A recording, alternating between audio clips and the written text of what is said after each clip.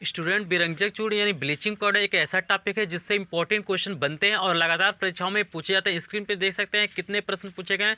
सभी प्रश्न क्या क्या लगातार पूछे गए हैं और सबसे ज़्यादा जो इसमें पूछा जाता है गुणधर्म पूछा जाता है और उपयोग पूछा जाता है। कभी भी जब गुणधर्म पूछता है, उपयोग पूछता है तो दो ही पूछता है। तो पूरा हम लोग डिटेल में क्या करेंगे, विरंजक चूर्ण यानी ब्लीचिंग पाउडर के बारे में जानेंगे और इजीली सारी चीज़ें आपको क्या हो जाएगी, याद हो जाएंगी। आपको अलग से याद करने की जरूरत नहीं पड़ेगी। तो चलिए वीडियो को स्टार्ट करते हैं और बताते हैं इसके बारे में हम लोग क्या उपयोग इसका होता है। तो देखिए स्टूडेंट, हमारा जो ये लिखा गया है विरंजक चूर्ण, इसका इंग्लिश में कहा जाता है ब्लीचिंग पाउडर। इसका बहुत बड़ा उपयोग हमारे दैनिक जीवन में भी होता है। आगे हम लोग इसके बारे में डिस्कशन करेंगे। तो पहला जो इसका रासायनिक नाम आपको याद रखना है कि इसका जो रासायनिक नाम होता है वो होता है कैल्शियम ऑक्सीक्लोराइड।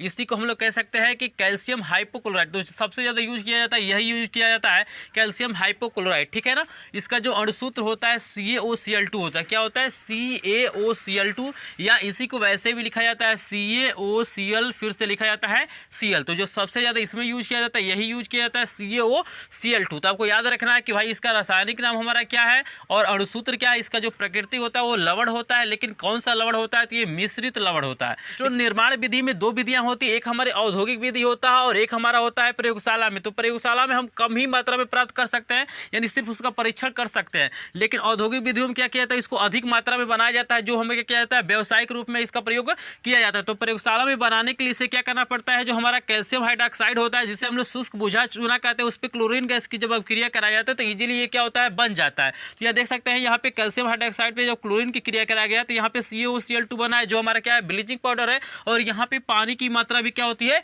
निकलती है। तो ये समीकरण बेहद इंपॉर्टेंट होता है। ये समीकरण पूछता भी है, पूछता है कि जब कैल्शियम हाइड्रोक्साइड पे क्लोरीन की अभिक्रिया कराया जाता है तो क्या होता है, तो क्या होता है पूछता है। तो उस समय आपको ये क्या करना पड़ता है, इसका समीकरण लिखना पड़ता है। नहीं तो पूछ देता है कि ब्लीचिंग पाउडर का निर्माण कैसे किया जाता है, तभी ये समीकरण हमें लिखना पड़ता है। कई जगह भरने के लिए भी ये समीकरण देता है। तो इजीली आपको याद रखना है, काफी इंपॉर्टेंट ये समीकरण होता है।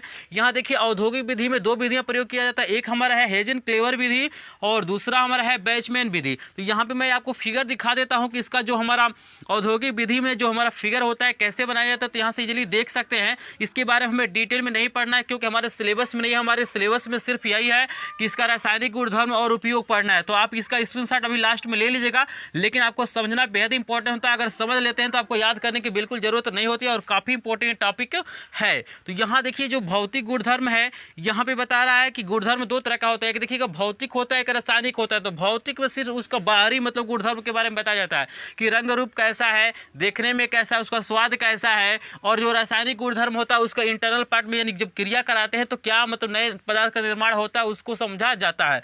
तो भौतिक गुणधर्म पहला दिया है, यह हल्के पीले रंग का चूर्ण है। इसका जो कलर होता है हल्का पीला होता है। दूसरा इसका है, इसे जल में घोलने पे दूधिया विलयन मिलता है, यानी ये क्या होता है, सफेद विलयन प्राप्त होता है।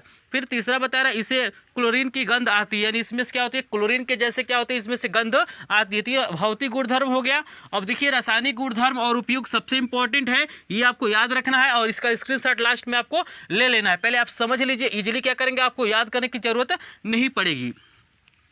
तो पहला देखिए कह रहा है तनु अम्लों से क्रिया, यानी बता रहा है कि जब क्या करते हैं कैल्शियम हाइपोक्लोराइड यानी विरंजक चूर्ण की क्रिया क्या करते हैं, तनु अम्लों से जब कराते हैं उसमें क्या होता है, यहाँ पे बता रहा है कि यहाँ पे क्लोरीन गैस की उत्पत्ति होती है, यानी क्लोरीन गैस यहाँ से निकलता है। जैसे देख सकते हैं CaOCl2 हमारा क्या है, विरंजक चूर्ण है और इसकी क्रिया हम करा रहे हैं HCl यानी हाइड्रोक्लोरिक अम्ल से जब क्रिया करा रहे हैं तो यहाँ पे क्या बन रहा है, CaCl2 यानी कैल्शियम क्लोराइड बन रहा है, पानी बन रहा है और यहाँ पे क्या हो रहा है, क्लोरीन गैस की उत्पत्ति हो रही है।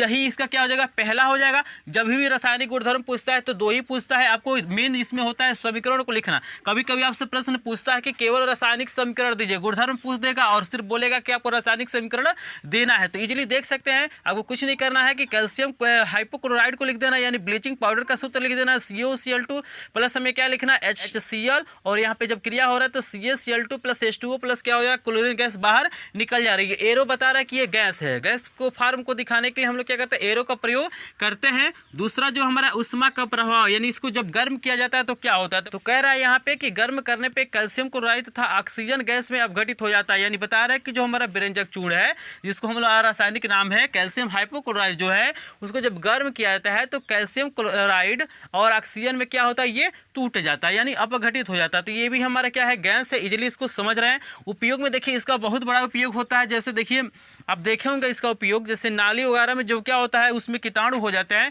तो उस गंदगी को दूर करने के लिए, चाहे वहाँ पे जो बदबू आता है उसको दूर करने के लिए हम लोग क्या करते हैं, ब्लीचिंग पाउडर का प्रयोग करते हैं। बहुत सारा जगह देखोगे कि क्या सफ़ेद रंग का क्या होता है वहाँ पे डाला जाता है, जो नालियाँ वगैरह होता है उसमें इसका प्रयोग किया जाता है, ठीक है ना।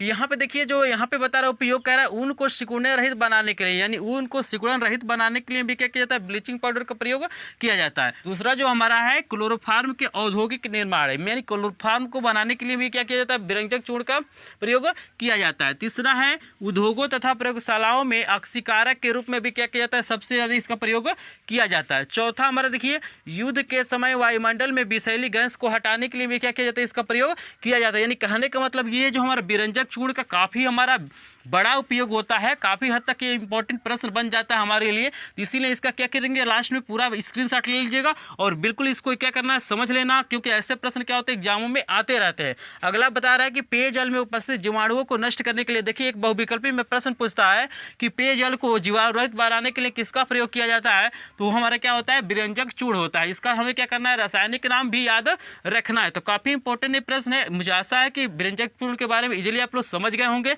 और इसी से क्या होता है हमारे जो प्रश्न बनते हैं इसी में से बनते हैं। कहीं उपयोग देता है, कहीं समीकरण को पूरा करने के लिए देता है, कहीं इसका क्या करता है, गुणधर्म पूछता है। तो इजीली अगर एग्जाम में आएगा तो इजीली आप क्या करेंगे, सॉल्व कर लेंगे। तो अगर वीडियो पसंद आए तो वीडियो को लाइक कीजिएगा, चैनल पर नहीं तो चैनल को सब्सक्राइब भी कर लीजिएगा। और इसके पहले मैंने क्या किया है, बेकिंग सोडा और वॉशिंग सोडा के बारे में भी क्या किया वीडियो बनाया, तो उसका लिंक डिस्क्रिप्शन में मिलेगा, उसको जाके इजीली देख सकते हैं।